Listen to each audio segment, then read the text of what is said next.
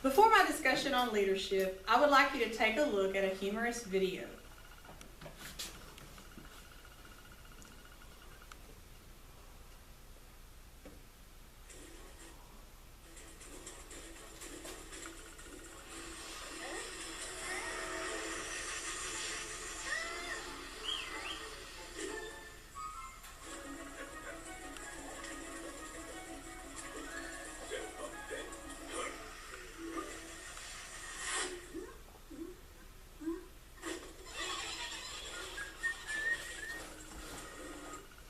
Okay, so taking a look at that example of leadership, what is leadership? How do you choose what style of leadership to use in specific circumstances? Well, according to Nordhaus, leadership is a process in which one person influences a group of people to achieve a common goal. In this presentation, I will reveal that there is no one specific type of leadership that fits all circumstances, all organizations, and all people, but rather, due to change over time, we have to pick a very unique style of leadership specific for that time in that specific circumstance. According to Peter Nordhaus and his book, Leadership Theory and Practice, there are almost as many different definitions of leadership as there are people who try to define it. So it's important to point out before my discussion on leadership that leadership is multifaceted, it can have several layers. And when it comes to defining it, it really depends on the individual defining it. Over the past 60 years, as many as 65 different categories, systems have been produced to help characterize the magnitude of leadership approaches. That's according to Fleischmann. So again, viewpoints on what leadership is, it really does depend on the individual. It's also important to note that what was considered leadership in the past has changed even today. Leadership has evolved over time to become what it is today because of different cultural situations, international circumstances specific to that time period for which it existed. Organizational studies of the past are unique in their time, just as studies of organizations today are specific to individuals that make up the organizations. With this in mind, the leaders and their leadership styles are also very specific to their contemporary organization, from which their culture, their economic, and international circumstances produce. More specifically, because organizations are comprised of the individuals that make it, the leaders of their organizations are a direct reflection of the organization and the individuals in the organizations themselves. According to Griffin and Moorhead, in their book Organizational Behavior, because organizations and individuals mutually influence one another, you can't fully understand one without gaining information about the other. In other words, individuals as well as organizations go hand in hand, which naturally impacts the leadership from which they operate optimally or not. To show that individuals are affected by the organizational culture, researchers Knapp and Daly, authors of the Sage Handbook of Interpersonal Communications, make note that new employees not only learn their jobs, but they also pick up on the organization's attitudes about their jobs themselves. In fact, former New York Mayor Rudy Giuliani stated, "In any organization, you must apply to it institutional decisions, the wisdom acquired from individual relationships, because institutions are largely just reflections of individual behaviors." In addition, Komives and Dugan, authors of Contemporary Leadership Theories, point out that in the early 20th century, leadership was more leader-centric, and today, due to change over time, we now see leadership that is more follower-centered.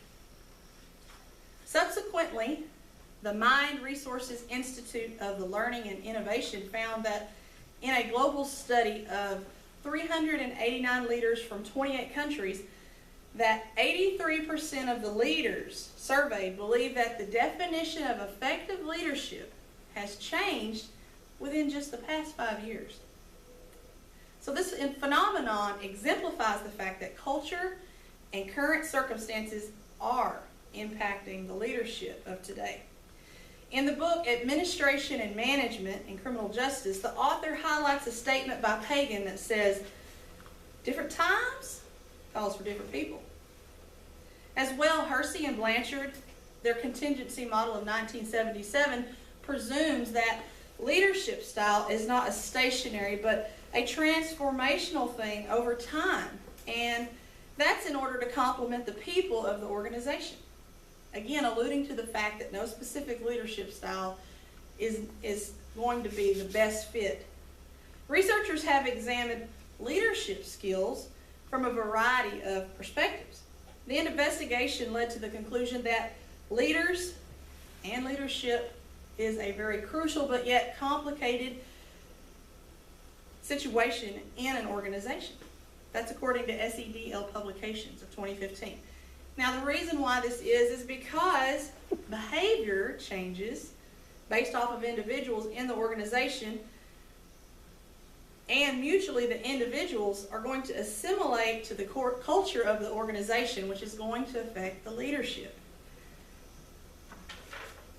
Interesting, to complicate the very much complex subject of leadership, if you travel across the globe and become a leader in a different culture, you're going to find that leadership methods in one culture is not going to necessarily be effective in another.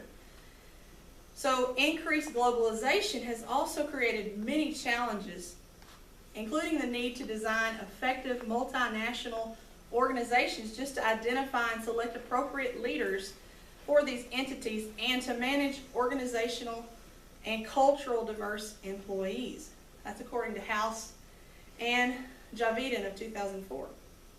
Authors Muna and Zini mention that great organizational leaders must develop multicultural approaches which require really knowing the organization and the individuals within it.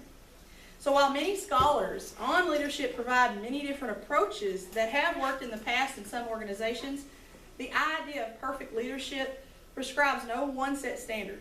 According to Alan Murray of the Wall Street Journal, leadership is just a big, vague, amorphous topic.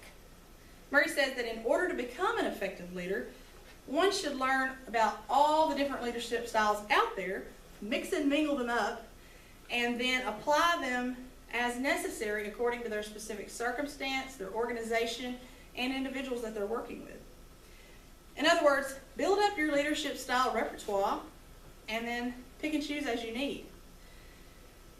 Further research, however, should be conducted on specific leadership styles related to specific types of people, organization types, and circumstances. For example, what style of leadership approach would work best in a competitive working environment versus a nonprofit volunteer organization?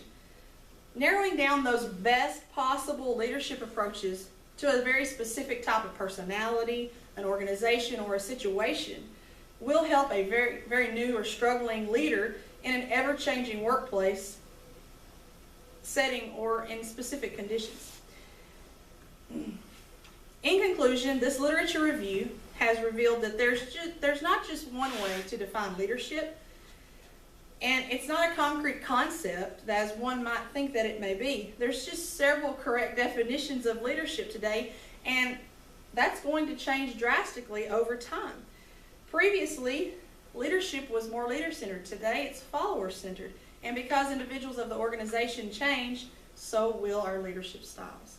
So overall, what is the best style of leadership? Well, that's just determined by the individual who's leading that particular organization and their personal choice. What they feel fits the need for the organization at that time. So leadership can be a very complex notion, but at the same time, those many approaches to leadership that an individual can choose can also be very triumphant. Now, the moral of the story is when it comes to leadership, do like the ants. Do what works best for you and your organization in your circumstance that's going to achieve your goal. Thank you.